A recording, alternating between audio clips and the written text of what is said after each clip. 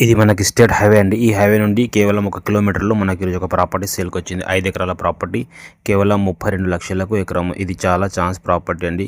ఇలాంటి ప్రాపర్టీస్ మళ్ళీ దొరకదు. చూడండి, నక్షపడదారికి ఫస్ట్ బిట్ ఉంటుంది. మనకు ఏదైతే అల్లాదుర్గ్ టు గంగ్వార్ హైవే ఉందో ఆ హైవే నుంచి కేవలం 1 కిలోమీటర్ మాత్రం ఇలా మట్టి రోడ్ ఉంటుంది. ఎనీ టైం మనకు కార్ వచ్చేటట్టు మెటల్ రోడ్ ఉంది. ఈ రోడ్‌కి ఫస్ట్ బిట్ మనకు 5 ఎకరాల ప్రాపర్టీ ఈరోజు అమ్మకానికి వచ్చింది. డైరెక్ట్ ఫార్మర్ దగ్గరికెళ్ళి. ఇది 32 lakhs పర్ ఎకర్ చెప్తున్నారు. అర్జెంట్ సేల్‌కు ఉంది. చాలా మంచి ప్రాపర్టీ, మంచి లొకేషన్‌లో ఉంటుంది. చూడండి, ఇంట్రెస్ట్ ఉన్న వాళ్ళు మనల్ని కాంటాక్ట్ చేసి సైట్ విజిట్ చేయండి. ప్యూర్ బ్లాక్ సైల్ ఉంటుంది.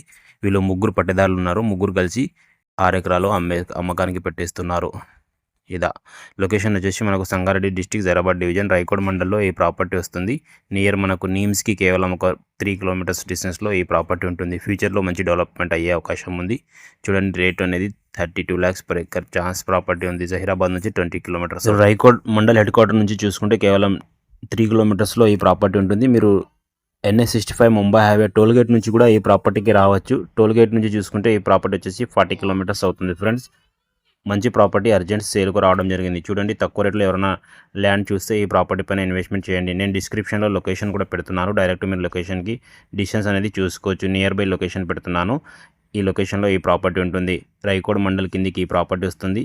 మనకు అర్జెంట్ సేల్‌కు రావడం జరిగింది. ఇంకా మీరు దీనికి ఆనుకొని ఇంకా ప్రాపర్టీస్ కూడా తీసుకోవచ్చు. ఆనుకొని ఇంకా ప్రాపర్టీలు కూడా ఉన్నాయి.